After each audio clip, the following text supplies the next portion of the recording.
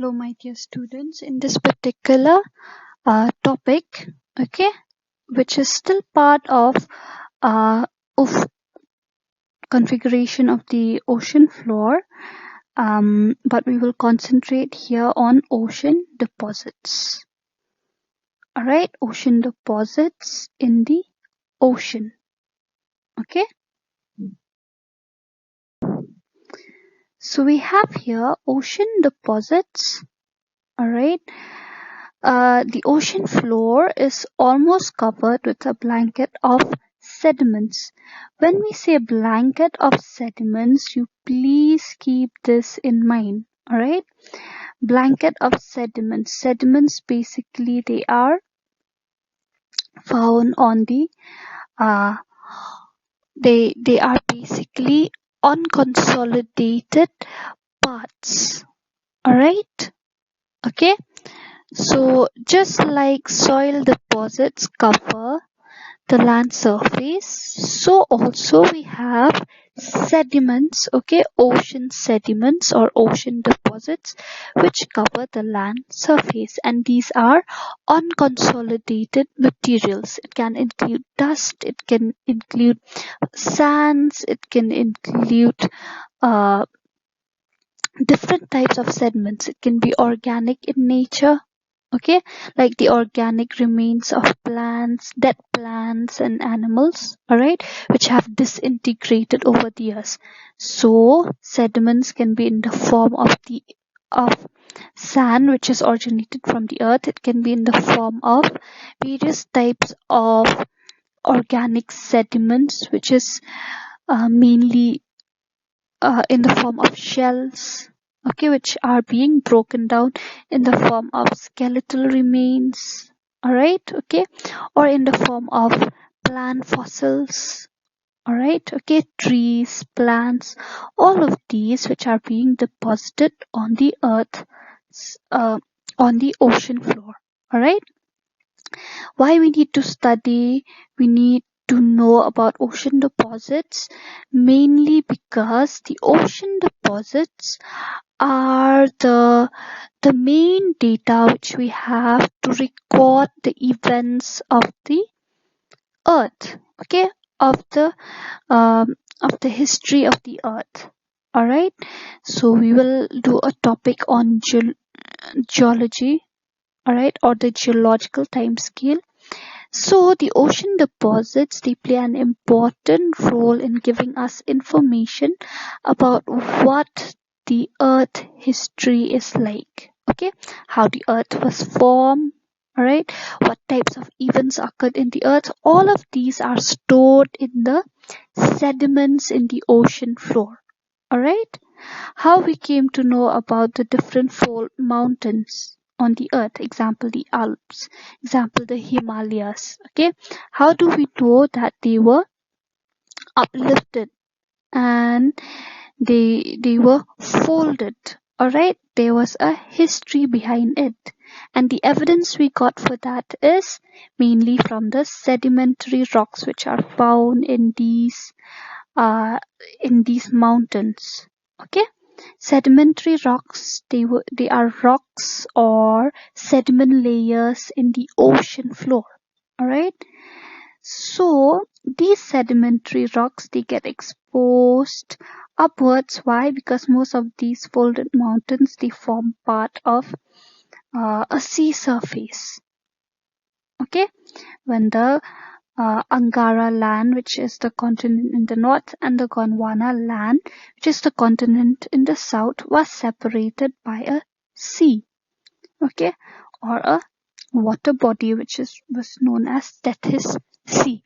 So all of this information we got mainly due to the presence of the sediments in the ocean floor and also in the earth's surface. So most of the ocean sediments which they have a record about the earth history. Alright, okay, so let us see what are the different deposits. So these sediments are the outcome of the deposition of sediments due to the continuous wearing of rocks, okay. So weathering happens, or it can be due to the remains of marine animals and plants. Clear? Which has many historical events over the past. Alright? And these are it can be that these are transported from the continents by the oceans, from the continents to the oceans, alright, by rivers, winds, etc. That is how they are being deposited in the ocean floor.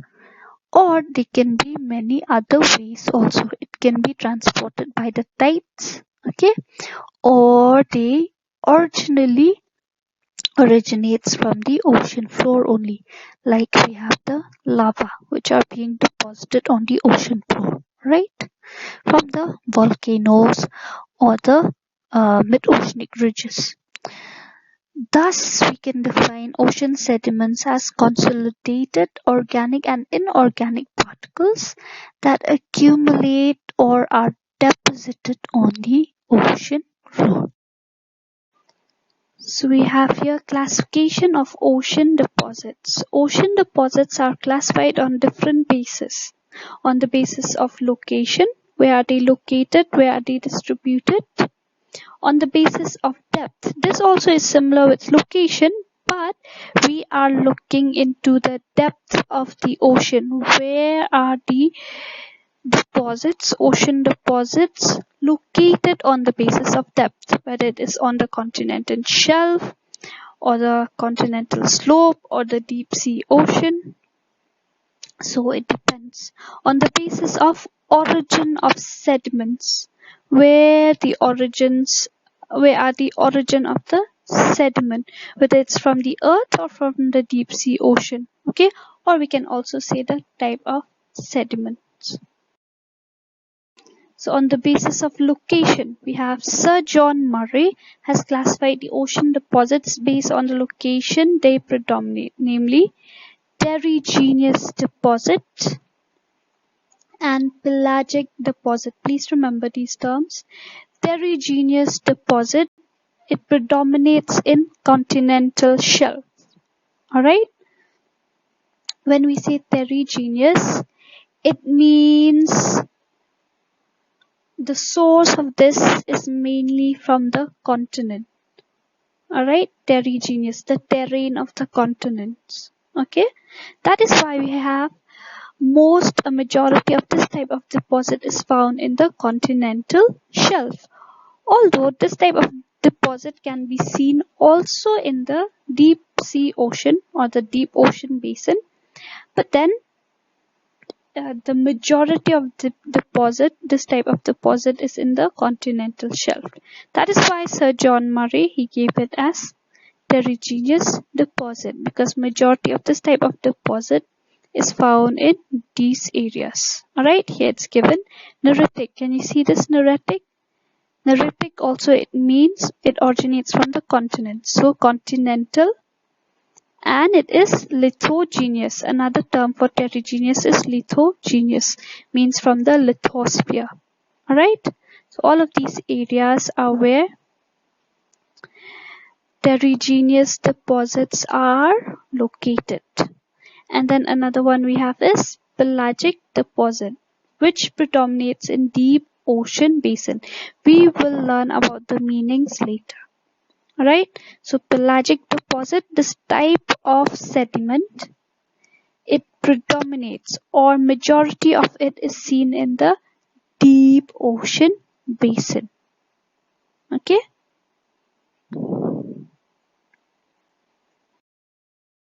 So on the basis of ocean depth, G.T. Jenkins has classified ocean deposits into 3 zones: deep sea deposits, and then shallow sea deposits, and littoral deposits. Alright, okay, so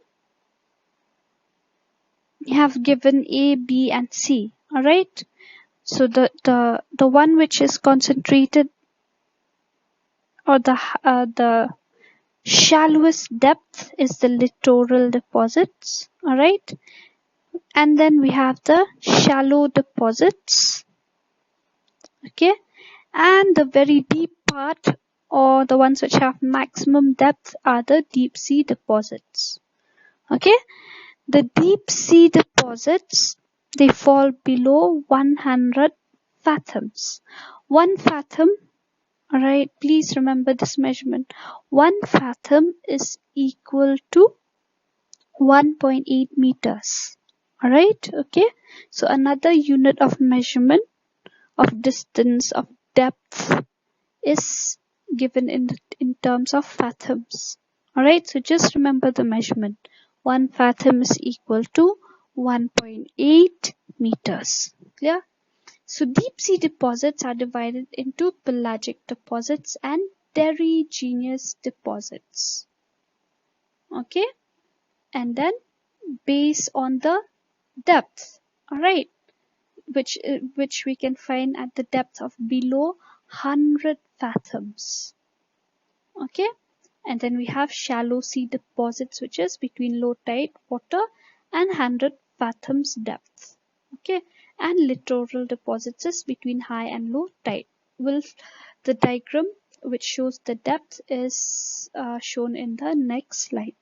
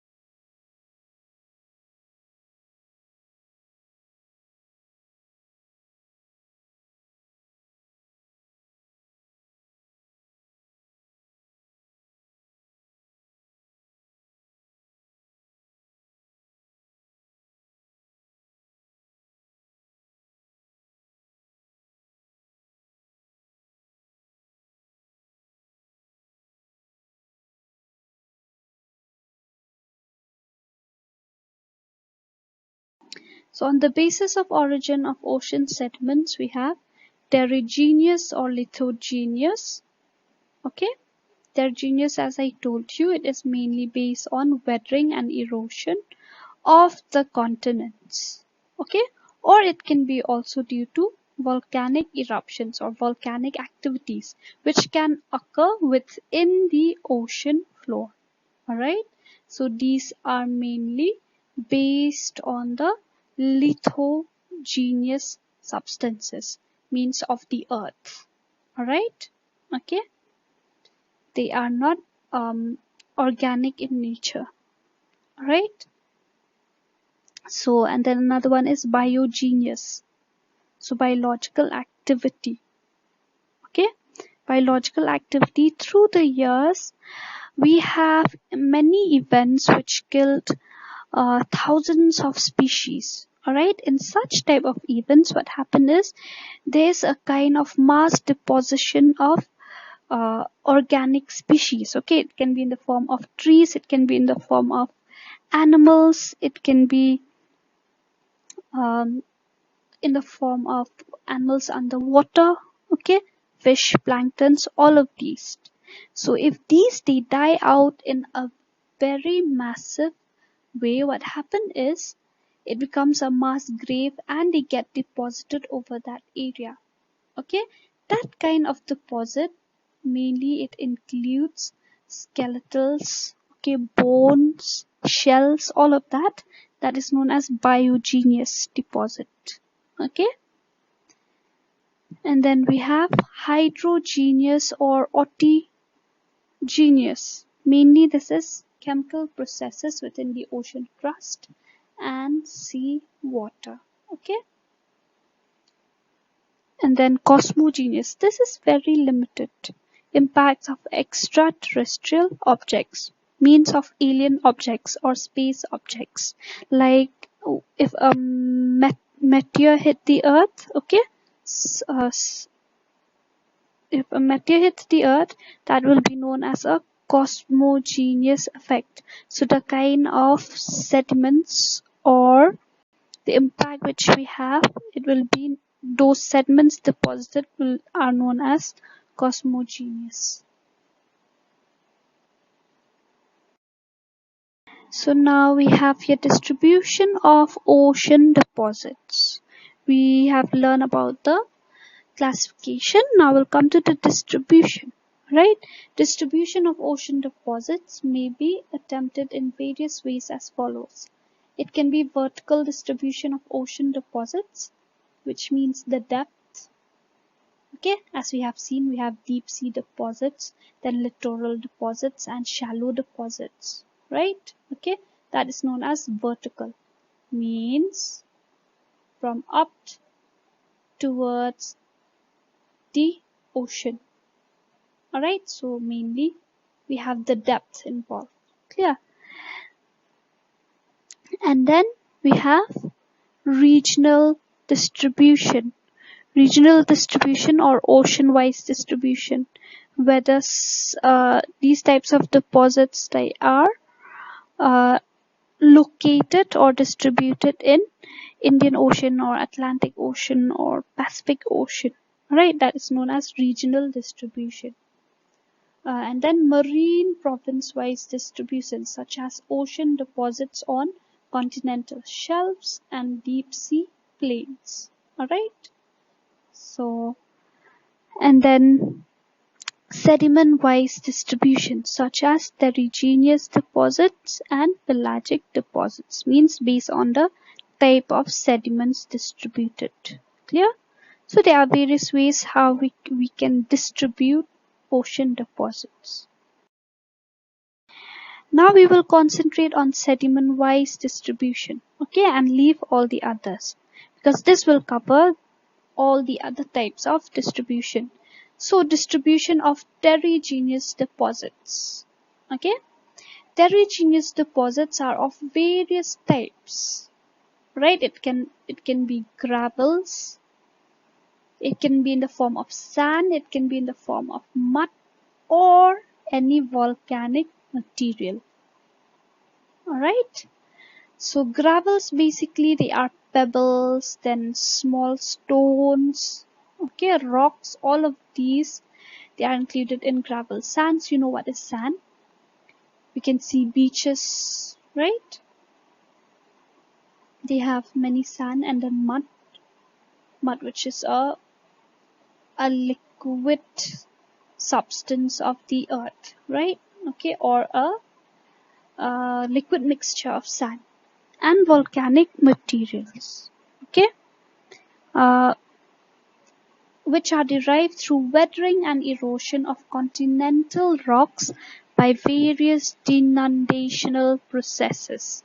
I won't go into the details, okay, since you did that with Sandy. The sequence of these materials from the coast towards the sea is, so from the coast mainly we will find gravel. After gravel, stones, rocks and all, we will see sand, which will be deposited. After that, we'll see silt. Silt, it's a finer form of sand. All right, very fine sand is known as silt. Then we have clay. Clay means silt, which have a mixture of water in it, so it is watery in nature. And mud. Okay, mud, it is more wetter, or yes, wetter than clay. Clear? Heterogeneous deposits are classified into three categories based on the area of deposition. Okay, littoral deposits, then shallow water deposits, and deep water deposits. Clear? Littoral deposits you have seen, right? That is between the high and low tide areas. Means at the coast. Okay? And then shallow water deposits. These are mainly the areas immediately after the coast.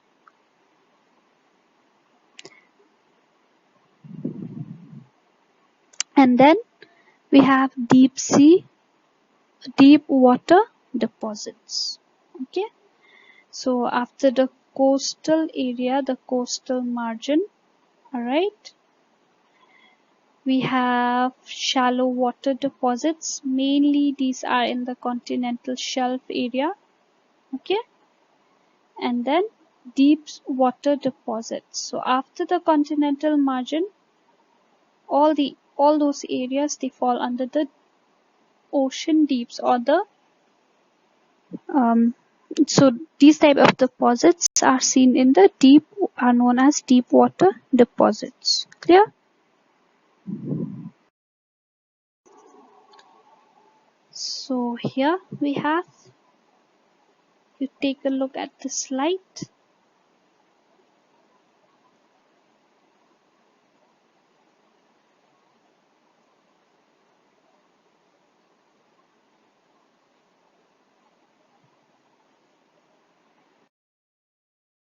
These are heterogeneous ocean deposits. So I have here some of the pictures. We have a marine beach. Okay, marine sand beach. So we have sand deposits, right? This is a gravel beach. Okay, so we have gravels and stones and rocks, or it can be in the form of silt. Okay, these are silt and mud deposition in the mouth of a river. This is known as an alluvial fan. Okay, alluvial fan. Why? Because we have alluvium. Alluvium, basically it is a type of silt deposition, right? So these are alluvium basically, and they are being deposited by a river. This is the mouth of a river. In areas where we don't have delta formation, such type of deposits are found. Right. Now, distribution of pelagic deposits. The pelagic deposits are those which are found over deep sea plains and the oceanic deeps, or the trenches. Alright. Let's see what are pelagic deposits. Pelagic deposits consist of matter derived from algae and are mostly in the form of liquid mud, generally known as ooze. Okay, algae, it is an organism, right? Microorganism. So pelagic deposits, they occur in the form of what? Liquid mud. And this liquid mud is known as ooze. Alright. So we have pelagic deposits consist of remains of marine plants and animals in the form of different types of oozes. Okay. And also, we don't have only ooze in pelagic deposits, but we also have red clay. So pelagic deposits, they can be both organic and inorganic in nature. Clear? Alright. Oozes are mainly organic in nature, or they have their origin based on fossils. Okay. Pelagic deposits cover about 75% of the ocean areas, and red clay constitutes 31% of the total ocean deposits. Right? So most of the ocean floor, almost 31%, is covered by red clay.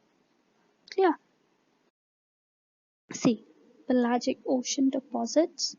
These are the types of ooze. Okay, petropod ooze. So we have shells and then bones, all of these. Alright, and then this is in the form of ooze. And this is a red clay deposit in sedimentary rocks. Please remember, sedimentary rocks, they are rocks which was once found in the ocean floor. Alright, which was once deposited in the ocean floor, and they re-emerge over the ground based on many activities. Okay, alright, like the building up of mountains, like the Himalayas. We have many sedimentary rocks in the Himalayas. Mainly why? Because the Himalayas they rise because of the moving forward of the continent. So the Himalayas are mainly the product of the Tethys Sea. Before the Gondwana land or the Indo-Australian plate or the peninsula part of India moved northwards, so in between the peninsula of India and the Tibetan plateau, okay, in between that area there is a sea known as Tethys Sea.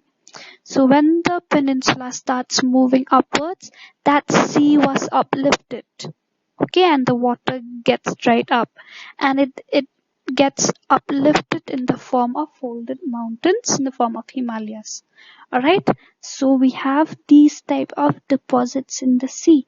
These are known as red clay. Okay. Now pelagic deposits are divided into two types. It can be organic deposits or it can be inorganic deposits. Alright, pelagic organic deposits are oozes which are classified into calcareous ooze and siliceous ooze. So there are two types of pelagic deposits. Okay, one is calcareous ooze and the other is siliceous ooze.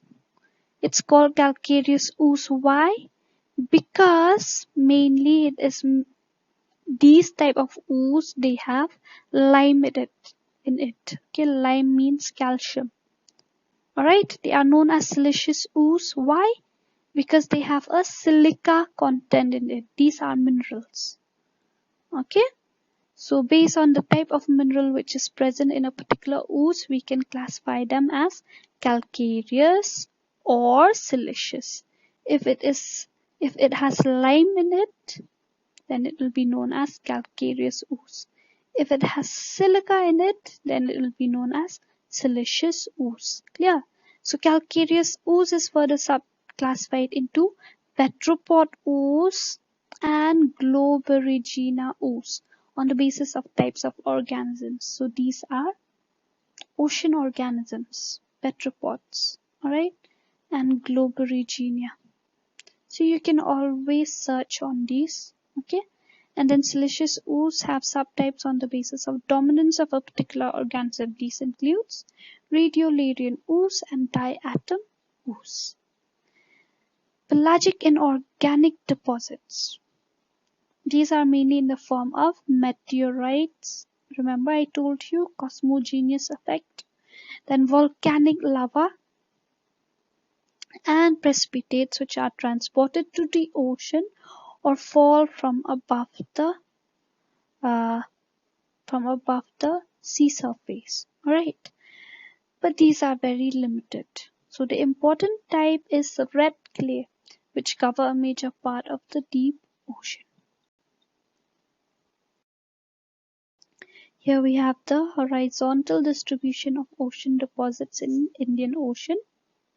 So the Indian Ocean, a major part of deposition, alright, okay. We can see terrigenous, please remember, terrigenous deposits, it is always around the continental margin. It is predominantly located around the continental margin. So as you can see, all of this area, if you still remember the ocean floor, which we did, right? Configuration of the ocean floor. These are all continental margin areas. And all of these, they have terrigenous deposits. Clear? And then it has a large chunk, alright, or it has a large distribution of red clay which dominates in the eastern part of the Indian Ocean. Alright, and then the western part mainly is dominated by Globigerina, right? Globigerina, sorry. And the southern part of the ocean is concentrated or mainly dominated by diatom deposits. Diatom ooze. Alright, please remember this and this, they are ooze. Clear? So if a question comes on the distribution, so you'll write about the types first and then you'll write the distribution. Clear? Now the distribution in the Pacific Ocean. In the Pacific Ocean, we have again terrigenous, it's always in the continental margin. Alright? And then we have Globigerina ooze. So this type of deposit is seen mainly in the southern part of the ocean. Clear? In the southern part of the ocean. And a majority of the deposition in the Pacific Ocean is red clay. Okay? Where we can see in the central part and then in the southeastern part, the entire northern part of the Pacific Ocean. Alright, okay. And then we have radiolarian ooze. Okay, radiolarian, a small section. Alright, and diatom ooze is seen mainly in the northern part and the southern part. Clear? But a majority of distribution, okay, a major part of the Pacific Ocean is covered by red clay. And the horizontal distribution of ocean deposits in the Atlantic Ocean. We have here a major distribution is seen in the form of Globigerina ooze. Okay, see the entire. Alright, and also we have terrigenous deposits. Please remember, Atlantic Ocean, it has a maximum area, right, under the continental margin area. All of these are all continental margin or marginal seas, right? Here, all of these areas, they are the continental margin.